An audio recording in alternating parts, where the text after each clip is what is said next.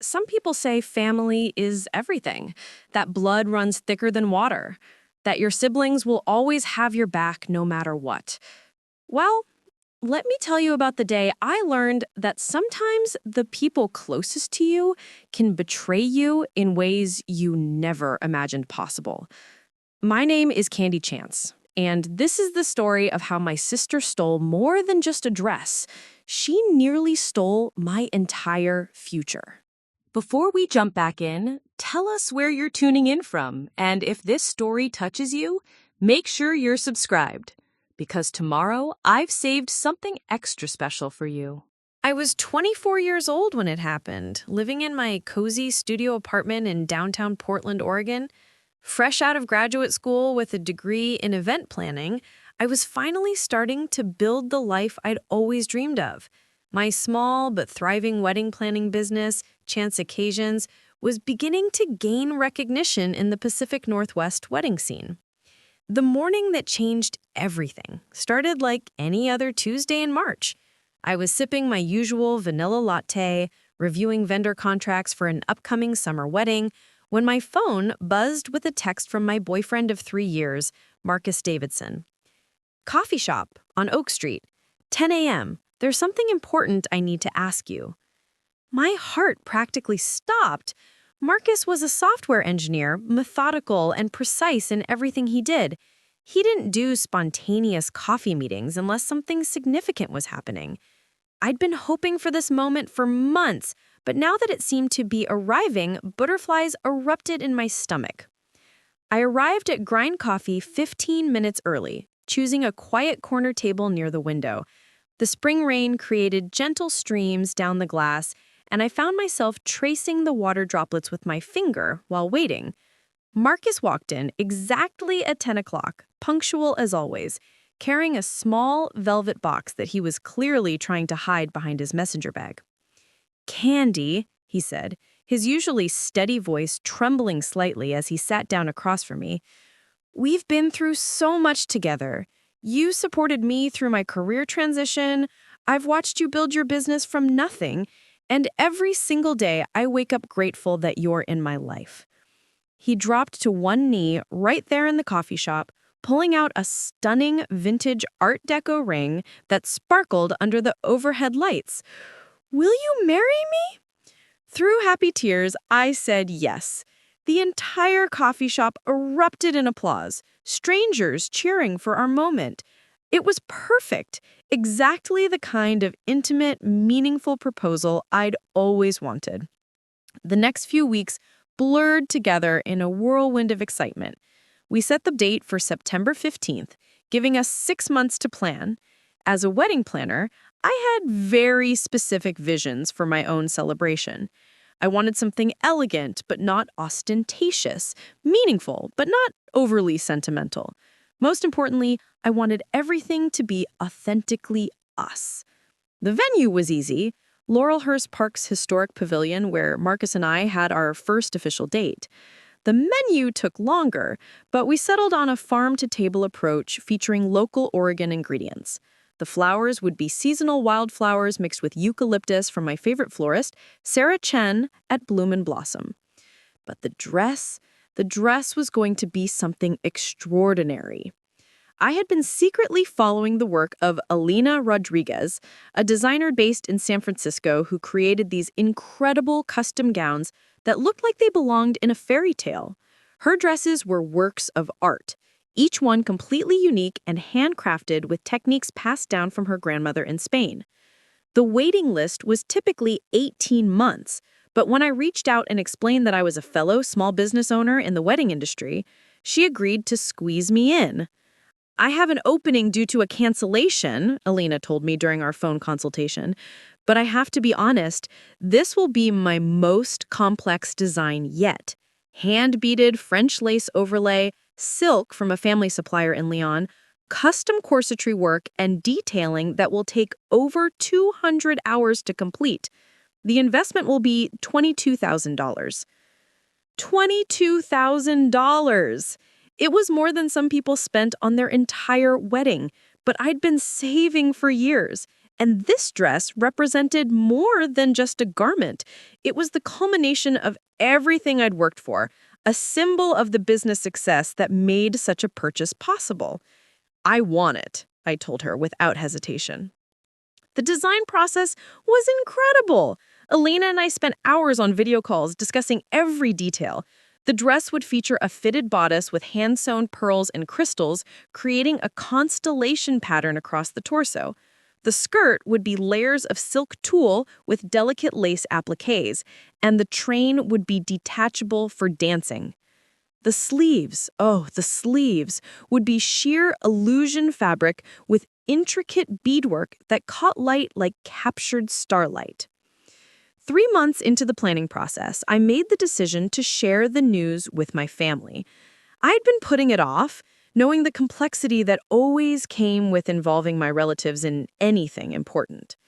My older sister, Victoria, lived in Seattle with her husband, James Mitchell, and their twin daughters. At 31, Victoria had always been the golden child. Valedictorian, full scholarship to Stanford, successful corporate lawyer at a prestigious firm. She'd married James, who came from old Seattle money, in a lavish ceremony at the Four Seasons that had been featured in Pacific Northwest Weddings magazine. When I called to tell her about the engagement, her response was complicated. "Oh, Candy, that's wonderful," she said, though her tone suggested otherwise. "I'm so happy for you. Marcus seems nice." "He's amazing, Victoria," I said. "We're thinking September 15th at Laurelhurst Park." "How quaint. Very you. And I assume you'll be doing the planning yourself, keeping it budget-friendly." There was that subtle dig wrapped in sisterly concern that had characterized our relationship since childhood. Victoria had a way of making everything sound like a question about my capability or financial situation. Actually, I'm investing quite a bit in this wedding, including a custom designer dress. Really? From where? Elena Rodriguez in San Francisco. She's incredible. Her work is pure art. There was a pause. How much? It's an investment in... How much, Candy? $22,000. The silence stretched so long I wondered if the call had dropped. Finally, Victoria spoke, her voice tight, with something that sounded like disbelief, mixed with something else I couldn't identify. $22,000 for a dress that you'll wear once? It's my wedding dress, Victoria. It's important to me. Of course it is. Wow, that's quite a lot for someone just starting out in business. But I'm sure you know what you're doing. After we hung up, I felt unsettled in a way I couldn't quite explain. Victoria had always been competitive, but something in her voice suggested this news had affected her more deeply than she was letting on. 2 weeks later, I was at Elena's studio in San Francisco for my first fitting. The dress was even more spectacular than I'd imagined. The beadwork caught the light and threw tiny rainbows across the studio walls. The fit was perfect, highlighting my figure while still feeling comfortable and allowing for movement. "You look like a princess," Elena said, adjusting the train. "This is exactly what I envisioned when you first described your style to me." I took photos from every angle, sending a few carefully selected shots to my close friends and to Marcus. I didn't send any to Victoria. Something told me to keep this private for now. The final fitting was scheduled for August 15th, exactly 1 month before the wedding. Elena would then make any final adjustments and have the dress delivered to my apartment by August 25th, giving us plenty of time for any last-minute emergencies. Everything was falling into place perfectly. Too perfectly, as it turned out. The catalyst that would change everything happened on a seemingly innocent Thursday evening in mid-July. I was working late at my home office, finalizing seating charts and confirming vendor deliveries, when my phone rang. Victoria's name flashed on the screen. "Hey, what's up?" I answered, multitasking as I typed an email to the caterer. "I was wondering if you'd made any final decisions about your dress," she said, her tone carefully casual. "What do you mean? I told you about Elena Rodriguez." "Right, But have you actually seen the finished product? Tried it on? I paused my typing. I have another fitting in a few weeks. Why? Oh, just curious. Jams and I are thinking about renewing our vows for our 10th anniversary next year, and I've been researching designers. I'd love to see some photos of your dress when it's finished. Sure, I can share some pictures after the final fitting. Actually, Victoria said, and I could hear something shifting in her voice. I was wondering if I could see it in person. Maybe I could fly down to Portland and we could make a weekend of it. Sister time before your big day. Something about the request felt off, but I couldn't put my finger on what. Victoria and I rarely spent time together outside of family holidays, and she'd never shown interest in my wedding planning process before. That could be nice, I said cautiously. When were you thinking? Maybe the weekend after your final fitting. I know you'll have the dress at home by then. Red flags started waving in the back of my mind, but I dismissed them. This was my sister. Maybe she was genuinely trying to be more supportive, to bridge the gap that had always existed between us. Let me check my calendar and get back to you. After hanging up, I couldn't shake the feeling that something was wrong, but I was so busy with wedding preparations and client work that I pushed the concern aside. I had no idea that this seemingly innocent phone call was the beginning of a betrayal that would test everything I thought I knew about family, trust, and standing up for myself. The catalyst was already in motion. I just didn't know it yet. Preparing and narrating this story took us a lot of time, so if you are enjoying it, subscribe to our channel. It means a lot to us. Now, back to the story. The week following Victoria's call, I threw myself into wedding preparations with an intensity that bordered on obsessive. Maybe it was my subconscious way of avoiding the nagging feeling that something wasn't right, or maybe I was just excited about bringing my vision to life. Either way, I scheduled back-to-back vendor meetings, taste testings, and venue walkthroughs. Marcus noticed the change immediately. "You're running yourself ragged," he said one evening as I collapsed onto our couch with a stack of floral arrangement samples and 3 different cake flavoring options. "This is supposed to be fun, remember?" "It is fun," I insisted, though even I could hear the exhaustion in my voice. "I just want everything to be perfect." "Everything already is perfect," he said, pulling me closer. "We're getting married. That's the only thing that actually matters." I wanted to agree with him, but perfectionism had been my survival mechanism since childhood. Growing up as the younger sister of someone like Victoria meant constantly trying to prove I was just as capable, just as successful, just as worthy of attention and respect. My wedding felt like the ultimate opportunity to show everyone, including myself, that I'd truly made it. The next few days brought a series of small victories that should have boosted my confidence. The venue coordinator confirmed that the Garden Pavilion would be in peak bloom for our September date. My favorite local band, Moonlight Serenade, agreed to perform despite being booked solid for wedding season. Even the weather forecast looked promising, clear skies and 70-degree temperatures. But every positive development seemed overshadowed by an increasing sense of unease about Victoria. She'd started texting me almost daily with questions about wedding details, showing an unprecedented level of interest in my life. "How's the catering coming along?" she'd ask. Or, "Have you finalized your photographer yet?" "Which caterer? James and I are planning a dinner party and could use recommendations." Initially, I felt flattered by her attention. For the first time in our adult lives, Victoria seemed genuinely invested in something I was doing. But as the questions became more frequent and detailed, my initial pleasure morphed into suspicion. The turning point came during a family dinner at my parents' house in Beaverton. Mom had insisted on hosting a pre-wedding celebration to bring everyone together before things got too hectic. Dad grilled his famous teriyaki salmon while Mom fussed over side dishes and place settings. Victoria and James drove down from Seattle with the twins, 7-year-old Emma and Sophie, who were going to be my flower girls. The evening started pleasantly enough. The girls were excited about their dresses, matching lavender tulle confections that complemented my color scheme perfectly. James seemed genuinely happy for Marcus and I, offering advice about marriage and sharing funny stories from James and Victoria's early years together. But Victoria herself seemed distracted, almost agitated.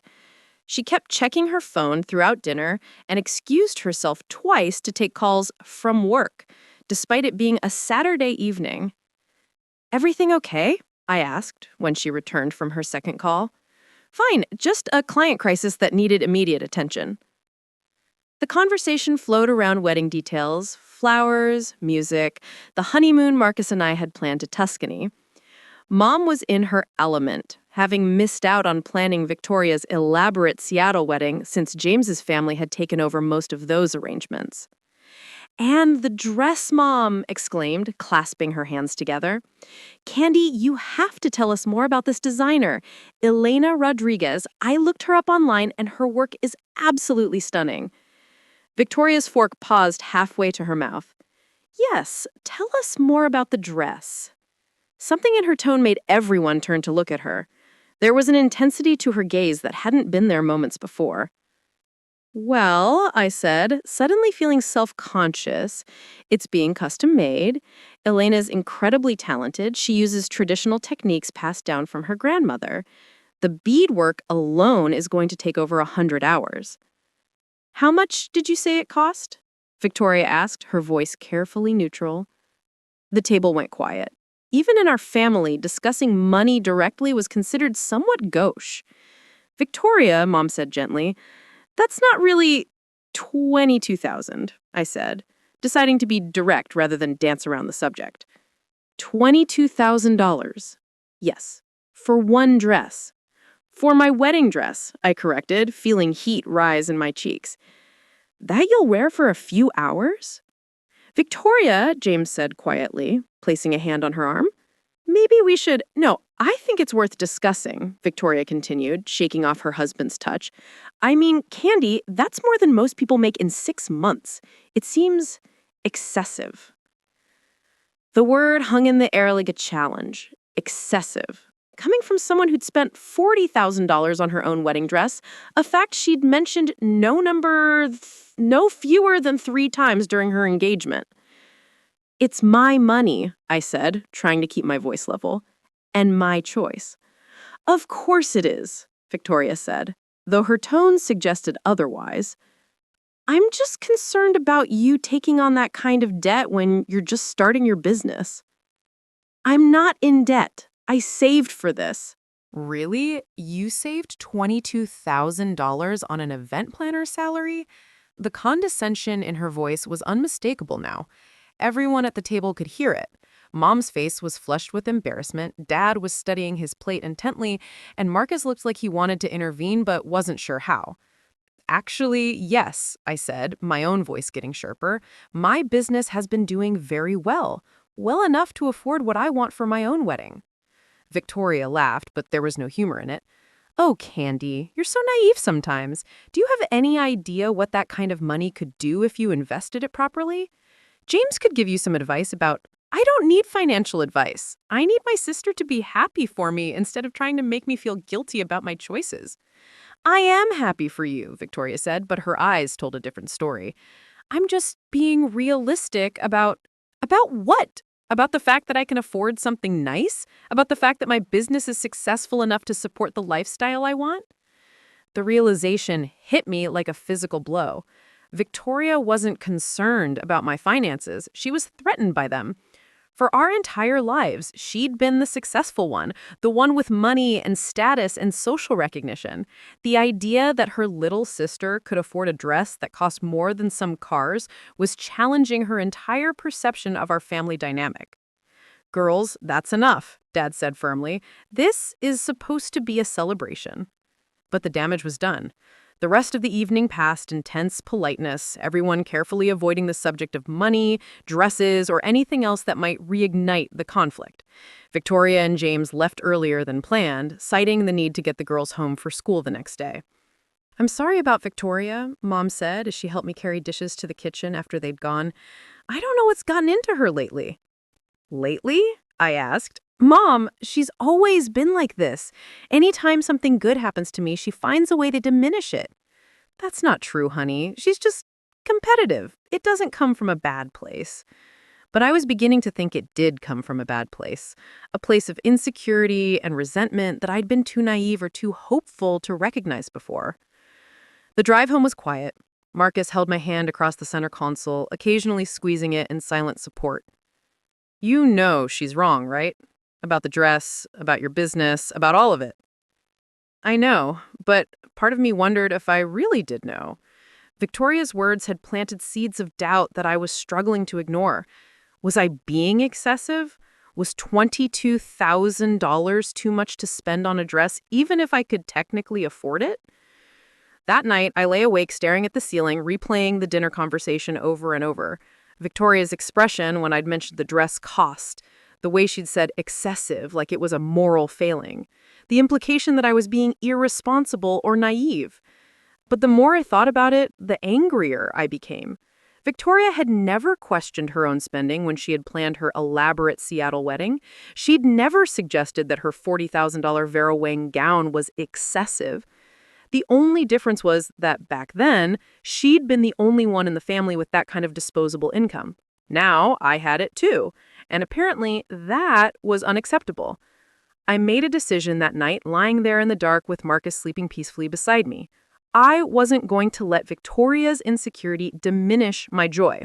I'd worked hard to build my business, saved responsibly, and earned the right to make my own choices about my own money. If she couldn't be happy for me, that was her problem, not mine. But even as I made that resolution, I couldn't shake the feeling that this conflict was far from over. Victoria had always been persistent when she wanted something, and I had the distinct impression that her interest in my wedding dress went beyond mere sibling rivalry. I just had no idea how far she was willing to go to get what she wanted. The next morning, I woke up to a text message from Victoria.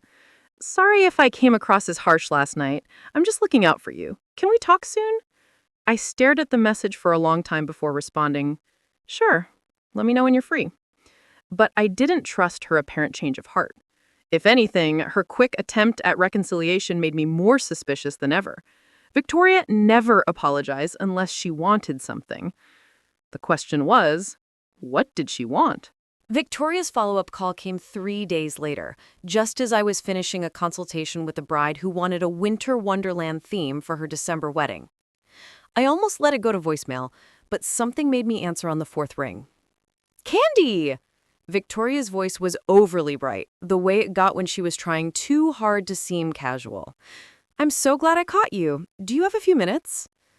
I glanced at my calendar. My next appointment wasn't for an hour. Sure, what's up? I wanted to apologize properly for the other night. I was completely out of line, and I've been feeling terrible about it. This was new territory. Victoria rarely admitted fault, and when she did, there was usually a catch. Okay, I said carefully. I appreciate that. The truth is, I think I was jealous, she continued, and I nearly dropped my phone. Victoria admitting to jealousy was like seeing a unicorn. Here you are, building this amazing business, planning your dream wedding, and I guess I felt left behind somehow. Left behind? Victoria, you have everything. The successful career, the beautiful family, the house in Queen Anne. But that's just it. All of that feels so routine now. James and we've fallen into this pattern where we're just going through the motions. Work, kids, soccer practice, dinner parties with his colleagues.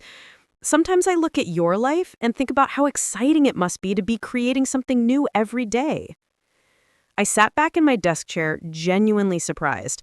This level of vulnerability was unprecedented for my sister. I had no idea you felt that way, I said. How could you? I've spent so many years trying to be the perfect older sister, the one who has it all figured out, that I forgot how to just be happy for someone else's success. The conversation continued for another 20 minutes, with Victoria sharing details about her marriage that she'd never revealed before. How she and James had been attending couples therapy to work through what she called their 7-year plateau. How she sometimes felt trapped by the expectations of their social circle. How she missed the excitement and possibility of being young and building a life from scratch. By the time we hung up, I felt closer to my sister than I had in years, maybe even ever. It was like seeing her as a real person for the first time, instead of just the perfect older sister who seemed to have everything I wanted. That was Victoria, I told Marcus when he got home from work that evening.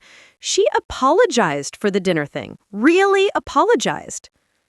Huh, that's unexpected, Marcus said, hanging his jacket in the closet.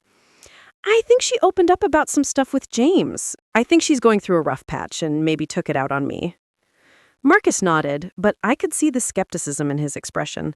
He'd witnessed enough of Victoria's behavior over the years to be wary of sudden personality changes. Just be careful, he said gently. People don't usually change overnight. But I was feeling optimistic about the possibility of a real relationship with my sister.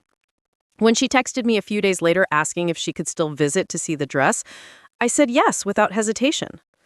I promise I'll be supportive and sister-like. I want to be part of your big moment.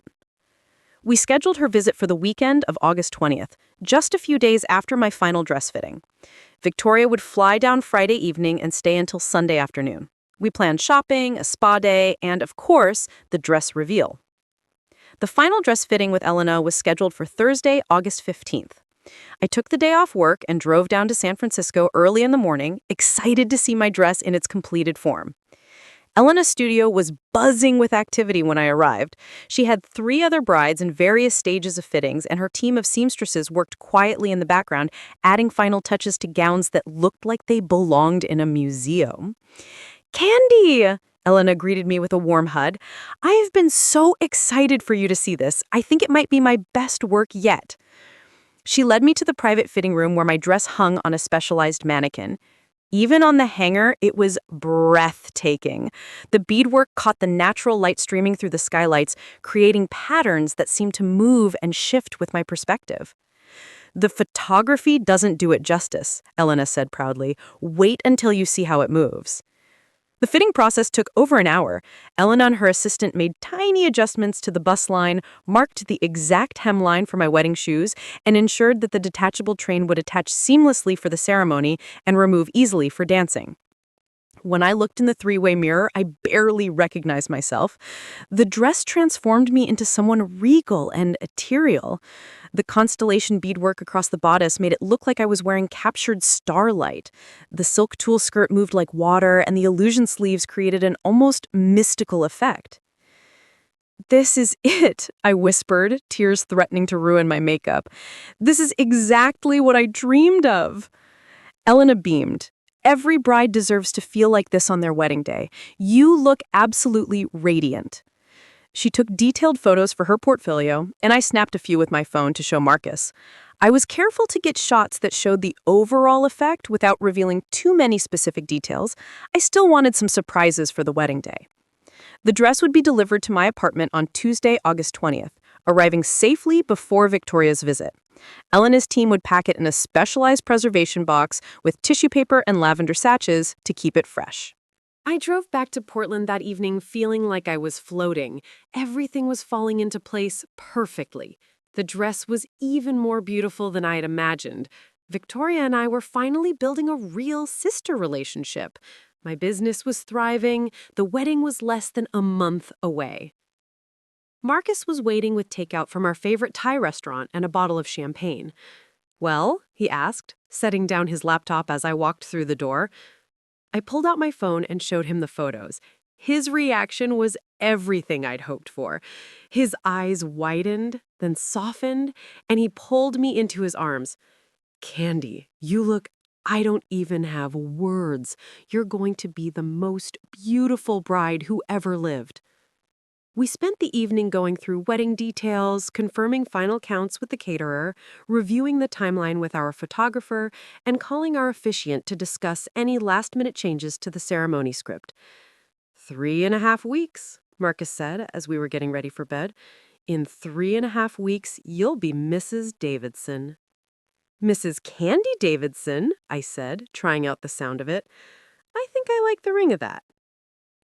That weekend, I threw myself into pre-wedding preparations with renewed energy. I confirmed final details with all our vendors, picked up my shoes and accessories, and spent Saturday afternoon with my mom addressing the last batch of invitations to out-of-town relatives. "You seem so much happier this week," Mom observed, as we worked on calligraphy for place cards. "More relaxed."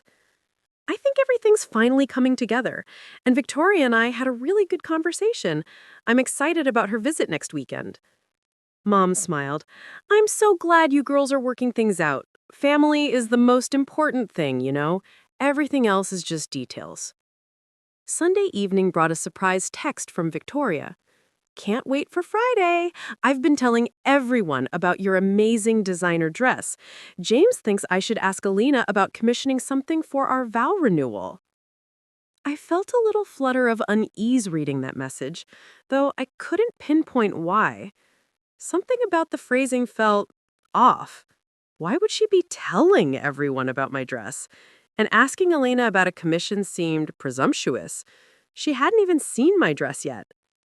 But I pushed the worry aside. Victoria was excited and supportive, exactly what I had always wanted from her. Maybe I was just so unused to her positive attention that it felt strange. Monday brought a crisis at work that demanded my full attention. One of my September brides called in tears her venue had double booked and was trying to move her to a different location entirely. I spent the entire day on the phone with vendors, negotiating alternatives, and eventually managed to secure an even better space at the Portland Art Museum.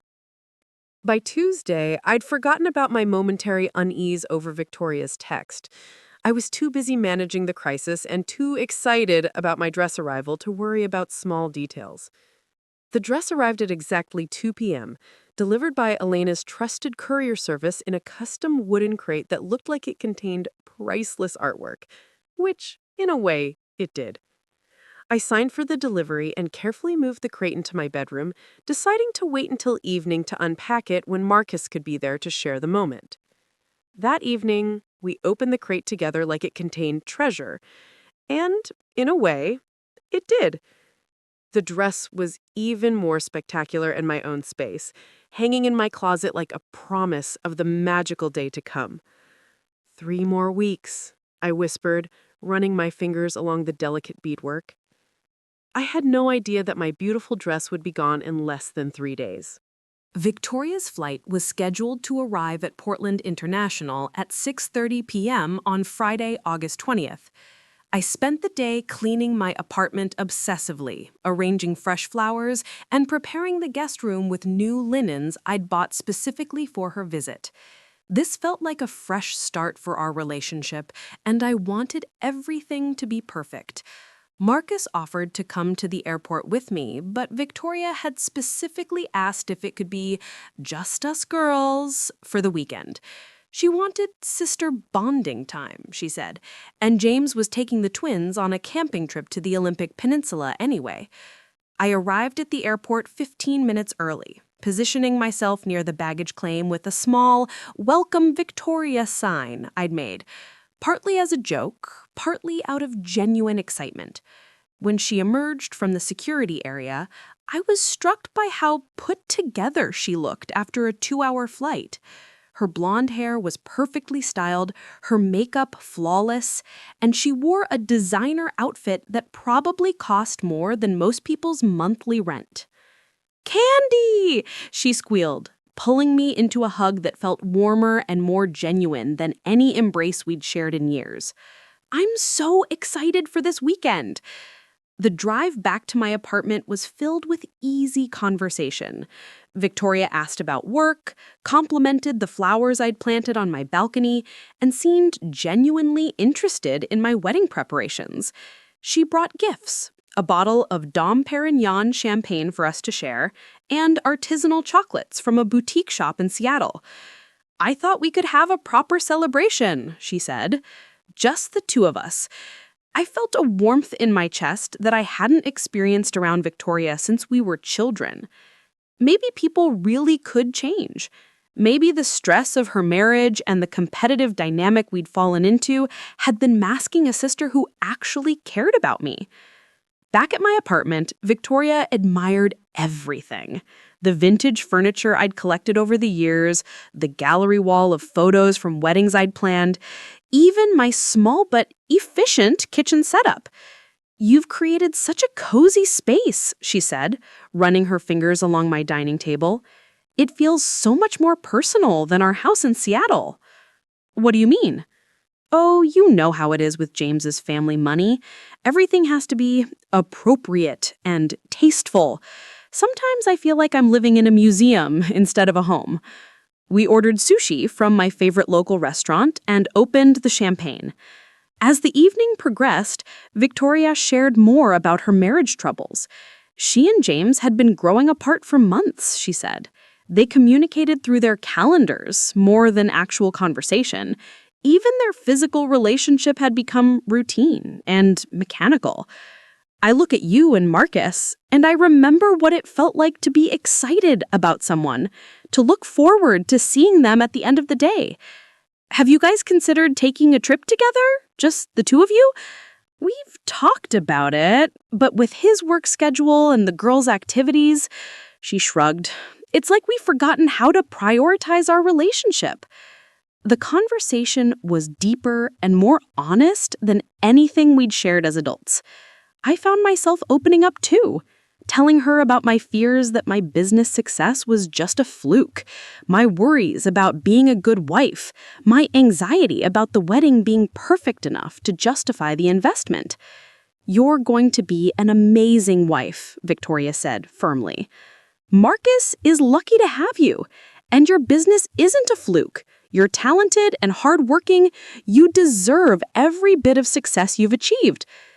Hearing those words from Victoria, genuine praise without any backhanded qualifications, felt like a gift I'd been waiting my whole life to receive. "Thank you," I said, feeling tears prick at the corners of my eyes. "I've always wanted you to be proud of me." "I am proud of you," she said, reaching over to squeeze my hand. "I've always been. I'm sorry if I haven't shown it properly." By the time we went to bed around midnight, I felt like I'd gained the sister I'd always dreamed of having. Victoria was staying in my guest room, which was really just my home office with a pull-out sofa, but she insisted it was perfect. "This is exactly what I needed," she said, hugging me goodnight. "Time away from everything, just focusing on what really matters." Saturday morning, I woke up energized and happy. I made coffee and homemade cinnamon rolls, a recipe I'd learned from Marcus's grandmother. And Victoria emerged from the guest room looking refreshed and genuinely relaxed for the first time I'd known her as an adult. "This smells incredible," she said, settling at my kitchen island. "When did you become such a domestic goddess?" I laughed. YouTube and desperation. When you're planning other people's dream days constantly, you need something that's just yours. We spent the morning walking through Laurelhurst Park, visiting the pavilion where the wedding would be held. Victoria was genuinely enthusiastic about the venue, asking thoughtful questions about the ceremony flow and reception timeline. She even offered helpful suggestions based on her own wedding experience.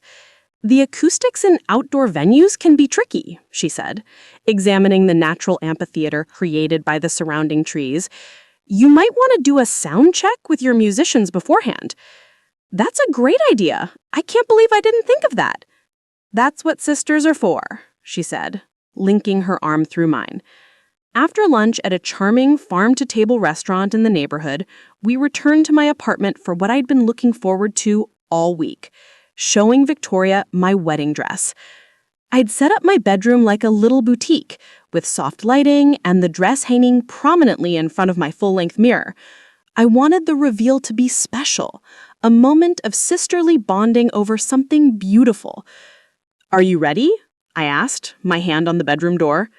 "I've been ready all weekend," and there was something in her voice I couldn't quite identify. Excitement, yes, but something else underneath it. I opened the door with a flourish, stepping aside so Victoria could see the dress in all its glory. Her reaction was everything I had hoped for, and more. "Oh my God," she breathed, moving closer to examine the intricate beadwork. "Candy, this is the most beautiful thing I've ever seen." She walked around the dress slowly, taking in every detail. The way the light caught the crystals and pearls, the delicate construction of the illusion sleeves, the perfect drape of the silk tulle skirt. "May I?" she asked, gesturing toward the fabric. "Of course." She touched the beadwork reverently, her fingers tracing the constellation pattern across the bodice. The craftsmanship is incredible. I've never seen anything like this. How long did it take to make? About 4 months total, over 200 hours of work. Victoria was quiet for a long moment, still studying the dress. When she finally looked at me, there was something intense in her expression that made me slightly uncomfortable. Have you tried it on since it arrived? Not yet. I wanted to save that for closer to the wedding, like a final dress rehearsal. Would you put it on now? I'd love to see the full effect. I hesitated. The dress felt almost sacred to me, something to be preserved for the wedding day itself. But Victoria looked so hopeful, and this was supposed to be our special sister moment. I guess it wouldn't hurt, I said, but you'll have to help me. The corset lacing is complicated. Victoria practically glowed with enthusiasm. I would love to help. Getting into the dress was a process that required patience and teamwork. The corset had to be laced in a specific pattern to achieve the right fit. The skirt required careful maneuvering to avoid catching the delicate fabric on anything. The train needed to be arranged just so. But when I finally stood in front of the mirror, fully dressed, the effect was magical. Victoria stood behind me, both of us staring at my reflection in amazement. You look like a princess, like something out of a fairy tale. I felt like one too. The dress transformed me completely, making me feel regal and ethereal and absolutely radiant. The photos don't do it justice, Victoria continued. The way it moves, the way the light catches all those details, it's breathtaking. We spent the next hour taking photos. Victoria insisted on capturing every angle, every detail. She had me pose by the window, in front of my bookshelf, even sitting delicately on the edge of my bed. These will be beautiful to look back on, she said, snapping away with her phone. The dress in its natural habitat before the big day. As we carefully removed the dress and hung it back up, Victoria seemed thoughtful, almost melancholy. Is everything okay? I asked. I was just thinking about my own wedding dress, she said quietly. It was beautiful, don't get me wrong, but it was safe, traditional, something James's mother would approve of. There's nothing wrong with traditional.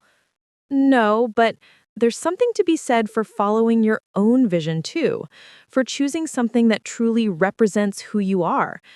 She looked at my dress hanging in the closet. This dress is so perfectly you, Candy.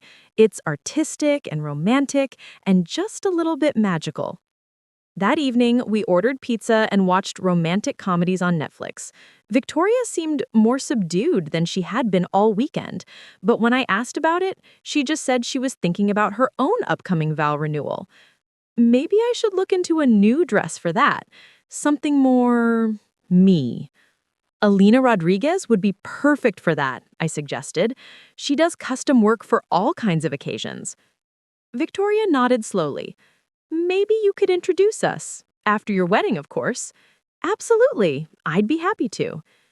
As we prepared for bed, Victoria hugged me tighter and longer than usual.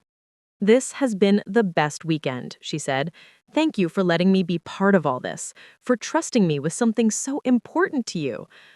Thank you for being here, for being the sister I always wanted.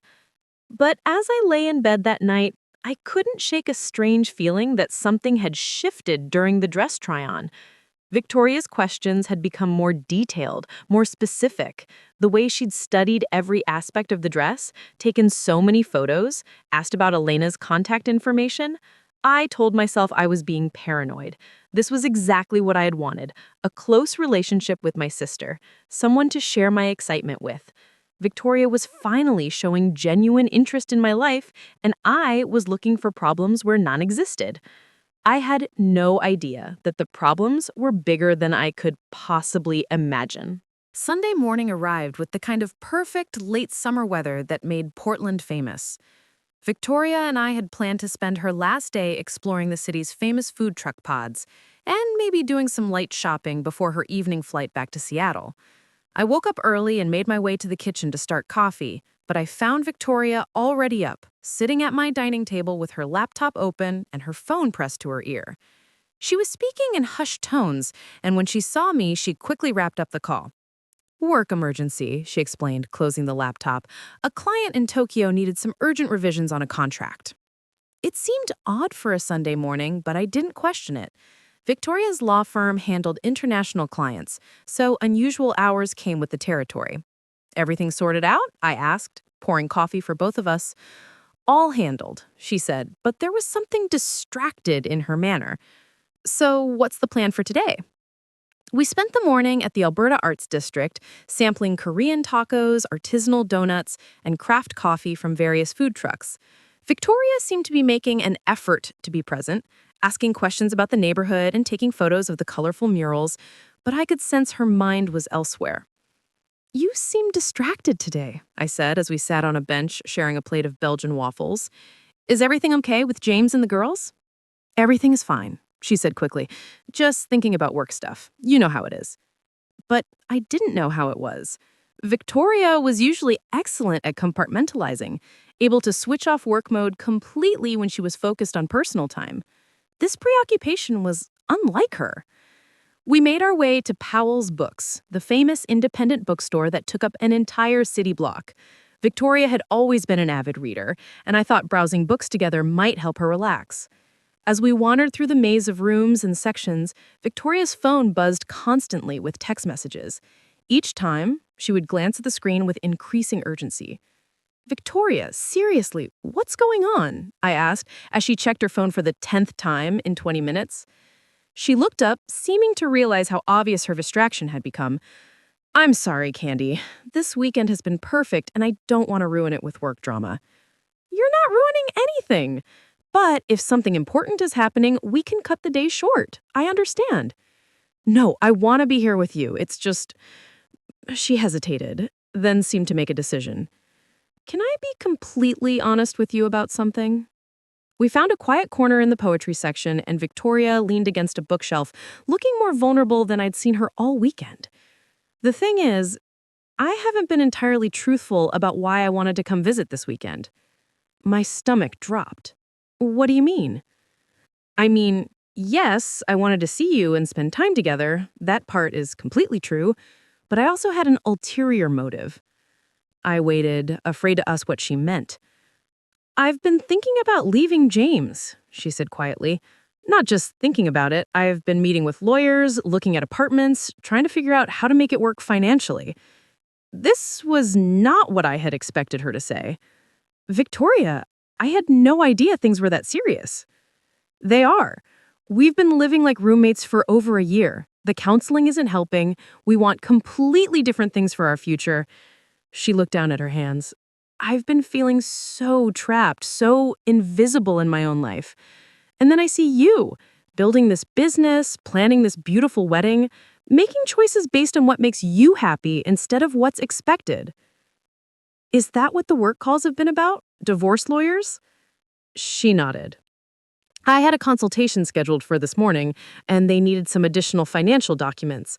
I'm sorry for being so secretive about it. I felt a wave of sympathy for her. No wonder she'd seemed so interested in my independence, my ability to make my own choices about my money and my life. Why didn't you just tell me? I asked gently.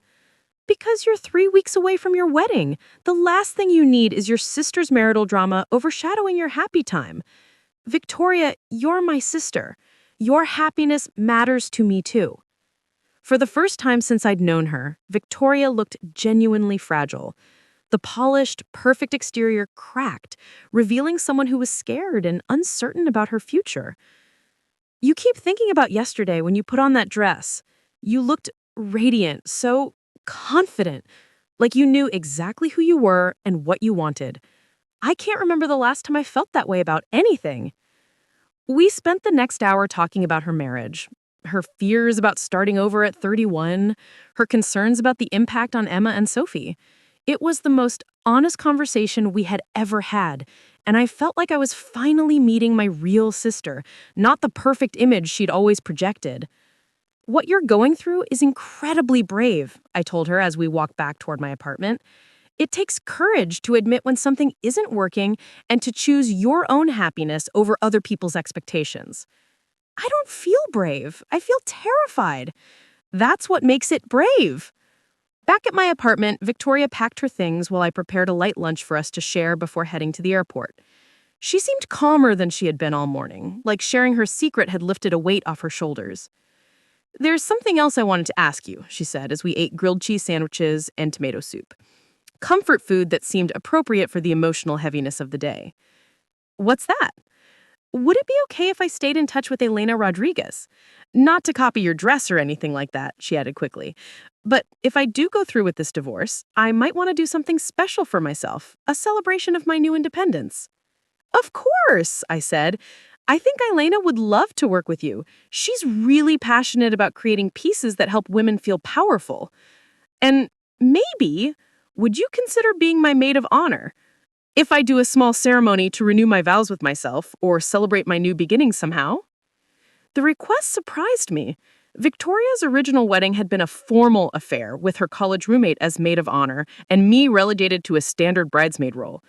The idea of being her maid of honor now felt like a recognition of our newly deepened relationship. "I would be honored," I said, meaning it completely. The drive to the airport was quieter than the ride from it had been 2 days earlier, but it was a comfortable quiet. Victoria seemed more at peace than when she'd arrived, and I felt like we'd crossed some invisible bridge in our relationship. "Thank you," she said, as we sat in the departure area waiting for her boarding call, "for this weekend, for listening, for not judging me. Thank you for trusting me with something so important. You know, seeing your dress yesterday really inspired me," she said thoughtfully. "Not just because it's beautiful, but because it represents you making a choice based purely on what would make you happy. No compromise, no settling for what's expected or appropriate. Everyone deserves to have something in their life that's purely theirs," I said. "Exactly. That's what I want to find. My version of that perfect dress." When they called her flight, Victoria hugged me longer and tighter than she ever had before. "I love you, little sister," she said, "and I'm so proud of the woman you've become." "I love you too, and I'm here for you, whatever you decide to do." I watched her disappear through the security checkpoint, feeling grateful for the unexpected depth our relationship had found over the weekend. Victoria was going through something difficult, but she was finally being honest about it, and she was looking to me as a source of strength and inspiration. The drive home gave me time to process everything she'd shared. Her marriage troubles explained so much about her behavior over the past few months. The competitiveness, the criticism, the way she had questioned my dress purchase. She'd been struggling with feeling trapped and powerless while watching me make bold, independent choices. I felt genuinely sorry for what she was going through and grateful that she'd trusted me with her truth. Our weekend together had transformed our relationship in ways I'd never thought possible. That evening, I called Marcus to fill him in on Victoria's revelations. "I'm glad she finally opened up to you," he said. "But I have to ask, did it seem genuine? Or could this be another manipulation?" "Marcus, you didn't see her. She was completely vulnerable, really scared about her future. This wasn't an act." "Okay, I trust your judgment. It just seems like a big change from the person who was criticizing your dress budget a few weeks ago." "People are complicated," I said. "Maybe the criticism came from a place of envy because she felt stuck while I was free to make my own choices." "Maybe you're right. I hope so." That night, I checked on my wedding dress, hanging safely in my closet. 3 more weeks, and I'd be wearing it to marry the man I loved. I felt lucky. Lucky to have found Marcus, lucky to have built a successful business, lucky to finally have a real relationship with my sister. I had no idea that Victoria's visit had actually been the beginning of the most devastating betrayal of my life. Her vulnerability, her confessions, her apparent admiration for my independence, all of it had been carefully calculated to achieve one goal. She wanted my dress, and she was willing to destroy our relationship to get it. But I wouldn't discover that for another 3 days. The 3 days following Victoria's departure were a whirlwind of final wedding preparations. With only 18 days left until the ceremony, every detail demanded attention. I threw myself into the work with renewed energy, feeling more confident than ever about my choices and my future. Monday morning brought a stream of vendor confirmations. The florist, Sarah Chen, called to finalize the bouquet design. White garden roses mixed with eucalyptus and trailing jasmine, exactly as I'd envisioned. The photographer, David Kim, sent over the detailed timeline for the day, complete with backup plans in case of weather changes. Even the string quartet confirmed their playlist, including the surprise piece Marcus and I had requested for our first dance. "Everything's falling into place beautifully," I told my assistant, Riley Martinez, as we reviewed the master checklist in my office. "I don't think I've ever had a wedding this organized 3 weeks out." Riley, a recent graduate from Portland State's hospitality program, had been invaluable during the busy summer season. She was detail-oriented, creative, and had a natural intuition for what brides needed to hear during stressful moments. "It's because you're planning your own wedding," she said, updating the timeline on her laptop. "You know exactly what you want, so there's no second-guessing or endless revisions." That afternoon, I had a consultation with Jennifer Walsh, a bride whose October wedding would be my last event before taking my honeymoon. Jennifer was a software executive marrying her college sweetheart, and she wanted something elegant but unconventional. "I've been following your work for 2 years, Jennifer told me as we sat in my consultation room, surrounded by inspiration boards and vendor portfolios. "The Peterson wedding you did last spring was absolutely magical. I want that same kind of thoughtful creativity." We spent 2 hours planning her autumn-themed celebration, complete with a ceremony in the Columbia River Gorge and a reception featuring local wine pairings. It was exactly the kind of creative challenge I loved most about my work. "You seem different somehow," Jennifer observed as we wrapped up. "More centered, I guess. Is that what being a bride does to a wedding planner?" I laughed. Maybe it's finally understanding what all my brides have been feeling. The excitement, the sense that everything's about to change in the most wonderful way. That evening, Marcus and I met with our officiant, Pastor Williams from the Unitarian Church where Marcus's family had been members for generations.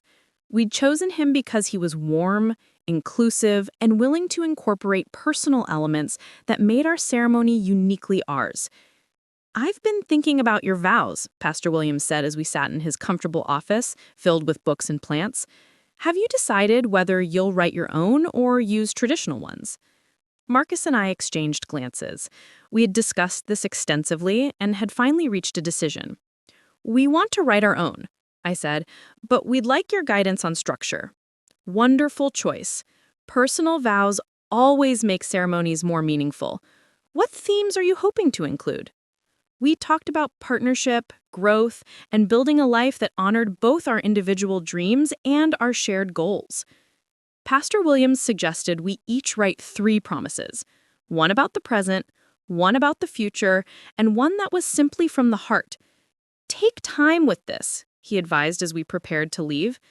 "The words you speak to each other on your wedding day will become part of the foundation of your marriage." Tuesday brought exciting news from an unexpected source. Elena Rodriguez called while I was reviewing catering menus, her voice bubbling with enthusiasm. "Candy, I have the most wonderful news. Vogue is featuring your dress in their upcoming bridal issue. The editor saw the photos I posted on my Instagram and wants to include it in their Artisan Brides spread." I nearly dropped my phone. Vogue wants to feature my dress? Not just the dress, they want to do a full feature on you as a bride who chose to invest in true craftsmanship. The article will highlight small business owners in the wedding industry who are supporting other artisans. The opportunity was incredible. The exposure would be amazing for my business, and it felt like validation that my choice to invest in Alana's artistry had been exactly right. What would this involve? I asked, trying to sound professional despite my excitement. A photographer would come to Portland the week after your wedding to do a styled shoot. We'd feature the dress in your actual wedding venue, and they'd interview you about your decision-making process. It's exactly the kind of authentic storytelling Vogue is focusing on these days. I immediately called Marcus to share the news, then my parents, then Riley. Everyone was thrilled for me. Even my mother, who had initially worried about the dress cost, admitted that the Vogue feature made it seem like a brilliant investment. "My daughter in Vogue," she said during our phone call that evening. "I can't wait to tell everyone at book club." Wednesday arrived with unseasonably perfect weather. Sunny and warm, but with a hint of the crisp air that promised fall was coming. I spent the morning at a final venue walkthrough with the rental company, confirming table placements and ensuring the sound system would work seamlessly with our musicians. Laurelhurst Park looked magical in the late summer light.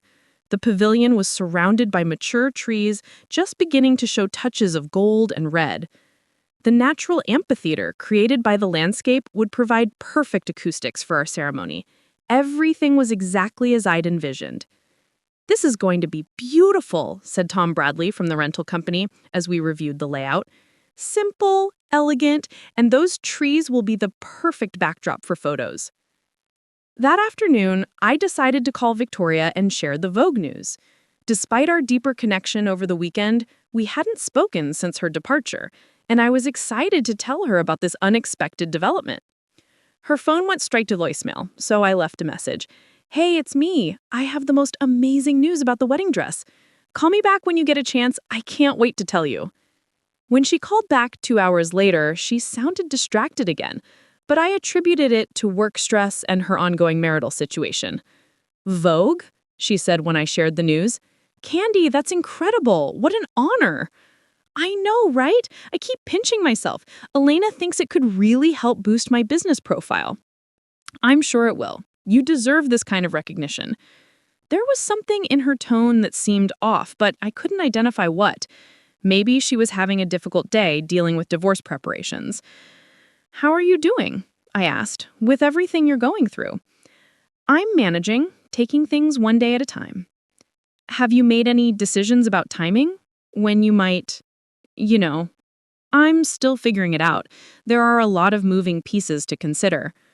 The conversation felt stilted compared to the intimate discussions we'd shared over the weekend. But I reminded myself that processing major life changes often involved emotional ups and downs. Thursday brought a surprise that lifted my spirits completely. Marcus came home from work with a small wrapped box and a mischievous smile. "What's this?" I asked, accepting the gift. "An early wedding present. Well, a pre-wedding present." Inside was a delicate gold bracelet with a small charm shaped like a constellation, a perfect complement to the beadwork on my dress. "Marcus, it's beautiful. But what's the occasion?" 15 days, he said, pulling me close. 15 days until you become my wife. I wanted to give you something to wear on our wedding day that was just from me." That night, we had dinner at Canard, the French restaurant where Marcus had taken me on our first official date 3 years earlier. The maitre d' remembered us and gave us the same corner table we'd shared that first night. "Nervous?" Marcus asked as we shared a bottle of the same wine we'd ordered on our first date. "About the wedding? Not at all. About marriage?" I grinned. "Only in the best possible way." "What do you mean?" "I'm nervous about becoming a wife the same way I was nervous about starting my business. Not because I'm scared it won't work, but because I'm excited about who I'll become in the process." Marcus reached across the table and took my hand, his thumb tracing over my engagement ring. "I love that about you, the way you see change as an adventure instead of something to fear." "I learned it from watching you. Remember when you decided to switch from finance to software development? Everyone thought you were crazy, but you knew it was right for you. And look how that turned out." "Exactly. Sometimes the scariest decisions lead to the best outcomes." As we walked home through the warm evening air, I felt completely content with every choice I'd made. The dress that would make me feel like a princess, the venue that represented our relationship perfectly, the man whose hand I was holding, who supported every dream I'd ever shared with him. I checked my phone before bed and found a text from Victoria. Thinking about you and counting down the days. Can't wait to see you as a bride. Her message warmed my heart.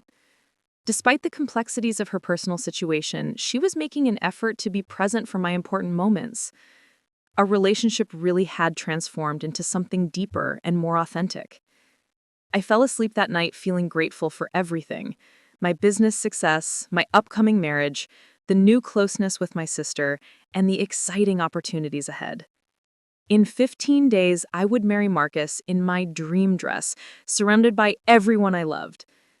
I couldn't have imagined that in less than 24 hours, my perfect world would come crashing down around me. Victoria's plan was already in motion, and I was about to discover just how much she'd been willing to sacrifice for what she wanted. But for that one last night, I was completely, blissfully happy. Friday morning started like any other day. I woke up at 7 a.m., made coffee, and was reviewing final headcount numbers when my phone rang.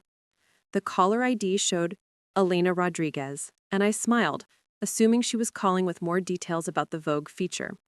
Elena, perfect timing. I was just... Candy? Her voice was tight with distress. We have a serious problem. Your dress is gone. The words didn't register immediately. When do you mean, gone? Someone came to my studio yesterday with proper documentation, your signed authorization, a copy of your driver's license, even the receipt. They claimed you'd sent them to pick up the dress for emergency alterations. I had my assistant release it because everything looked legitimate. My coffee mug slipped from my hands, shattering on the kitchen floor. Elena, I never sent anyone. I never authorized any pickup. I was afraid of that. Candy, I'm so sorry.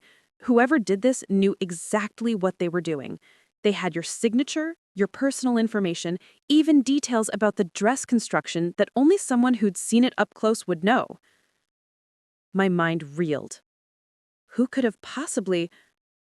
And then it hit me, like a physical blow. Victoria. Can you describe the person who picked it up?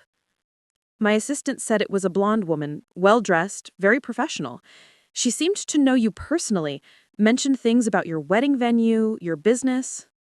I sank onto my couch, the full scope of the betrayal washing over me. The weekend visit, the try-on session, all those photos Victoria had taken, her questions about Elena's contact information, her supposed marriage troubles and emotional vulnerability. It had all been a lie, an elaborate con to get close to my dress. Elena, what can we do? The wedding is in 2 weeks. I'm already working on solutions, she said, her voice shifting into crisis management mode. I have your measurements, photos of you in the original dress, and detailed construction notes. If I put my entire team on it and work around the clock, we might be able to recreate the key elements. Might? The original took 4 months because of the hand beadwork, but if we simplify some elements, use machine embellishment for parts of it, and focus on the overall silhouette and impact, we could have something beautiful for you in 10 days. What would it cost? Nothing. This happened on my watch, and I take full responsibility. But Candy, I need you to understand, it won't be the same dress. It will be beautiful, but it won't be identical. I was barely processing her words. The betrayal cut deeper than the loss of the dress itself. Victoria had looked me in the eye, hugged me, told me she loved me, all while planning to steal the most important garment I ever owned. After Elena and I hung up, I called Marcus immediately. What? His voice went from confused to furious in seconds. Are you absolutely certain it was Victoria? Who else could it have been? She's the only person who had access to all my personal information, who knew about Elena, who'd seen the dress up close. I'm coming home, Marcus said. We're calling the police. Marcus, wait. Before we do anything drastic, I need to confront her. I need to understand why. Candy, she committed theft. Grand theft, given what that dress cost. This isn't about understanding. This is about crime. But I needed to hear it from her. I needed Victoria to explain how she could look me in the eye and lie so convincingly while planning to destroy my wedding day. I called her cell phone. It went straight to voicemail. I called her house phone. James answered. "Oh, hi, Candy. Victoria's not here. She flew down to San Francisco yesterday for a work conference, some big client meeting. She'll be back tonight." San Francisco, where Elena's studio was located. James, I need you to tell you something, and I need you to listen very carefully. I explained everything. Victoria's lies about her marriage problems, the fake divorce story, the theft of my dress. By the time I finished, James was silent for a long moment. "That's impossible. Victoria would never do something like that. And we're not having problems. We just booked a trip to Hawaii for our anniversary." "James, I'm not making this up. Check her credit cards. See if she paid someone in San Francisco yesterday. Look for Elena Rodriguez's studio." Another silence. Then, "Hold on." I could hear him moving around, presumably checking financial records on his computer. "Oh my God," he whispered. "There's a charge yesterday to something called Rodriguez Atelier. $1,500. That was probably the rush alteration fee to make my dress fit her." "James, I'm so sorry. I had no idea Victoria was capable of something like this." Marcus arrived home just as I was getting off the phone with James. We spent the next hour developing a plan. James would confront Victoria when she returned from San Francisco, demand she return the dress, and threaten her with legal action if necessary. But Victoria was smarter than we'd given her credit for. When James confronted her that evening, she broke down in tears and confessed everything, but with a twist. She claimed she had been having a mental health crisis, that seeing my dress had triggered some kind of psychological break, and that she acted without thinking clearly. "She's checking herself into a private psychiatric facility in Marin County," James told me when he called that night. "She says she can't face you or anyone else right now. The dress is at the facility with her. She won't let anyone near it." "James, my wedding is in 12 days. "I know. I'm driving down tomorrow to try to reason with her, but the facility says they can't force her to give up personal belongings if she's declared them essential to her emotional stability." It was a legal nightmare. Victoria had essentially taken my dress hostage, using mental health laws to protect herself from immediate consequences. That's when Elena Rodriguez proved why she was worth every penny of her fee. "Forget Victoria," she said when I called her in tears. "Forget the stolen dress. We're going to create something even more beautiful." "Elena, there's no time." "There's always time for magic. I've been thinking about this all day. What if we didn't try to recreate the original dress? What if we created something entirely new, but inspired by your story?" Over the next week, Elena and her team worked 18-hour days to create what she called the Phoenix dress. It featured a completely different design aesthetic. Instead of the constellation beadwork, it had hand-painted silk fabric that told the story of a woman rising above betrayal. The bodice featured golden phoenixes amid swirling clouds, and the skirt was layers of silk that shifted from stormy gray at the waist to brilliant gold at the hem. "It represents your journey," Elena explained during the final fitting, just 3 days before my wedding. "The darkness of betrayal transforming into the gold of your own strength." When I put on the Phoenix dress, I felt something I hadn't expected: relief. This dress was mine in a way the stolen one never could have been. Victoria could never touch this story, could never claim this triumph. The wedding day dawned clear and perfect. As I stood in the bridal suite at Laurelhurst Park, surrounded by my real friends and family, I felt more beautiful and confident than I ever had. "You look like a goddess," my mom said, tears streaming down her face, "like you're literally glowing with happiness." Marcus's face when he saw me walking down the aisle was everything I'd dreamed of. The phoenix dress caught the late afternoon light and seemed to shimmer with inner fire. Our vows, which we'd written and rewritten in the wake of the dress theft, spoke about loyalty, trust, and choosing love even when others disappoint us.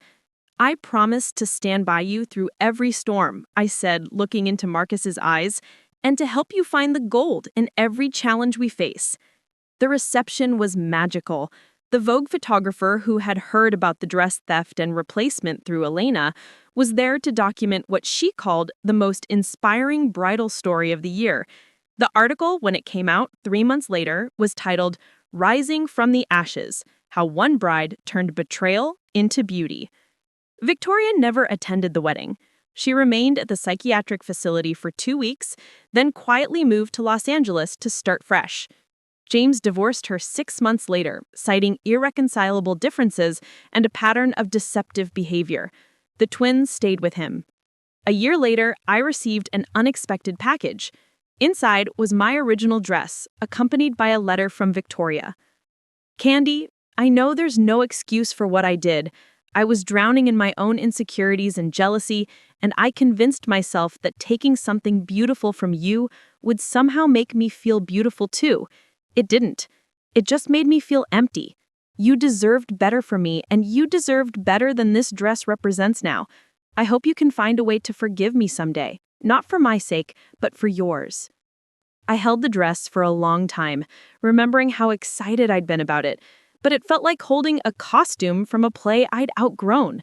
The phoenix dress hanging in my closet represented something far more valuable: my ability to rise above betrayal and create beauty from ashes. I donated the original dress to a nonprofit that provides wedding gowns for brides in financial need. It felt right, giving it a chance to bring joy to someone who would appreciate it purely for what it was. 3 years later, Marcus and I renewed our own vows on our anniversary, and I wore a simple white sundress that cost $40. It was perfect, because I'd learned that the most important thing about any dress isn't how much it costs or how beautiful it looks, it's the confidence and joy of the woman wearing it. And that, no one could ever steal from me. Up next, you've got 2 more standout stories right on your screen. If this one hits the mark, you won't want to pass these up. Just click and check them out. And don't forget to like, subscribe, and turn on the notification bell so you don't miss any upload from us.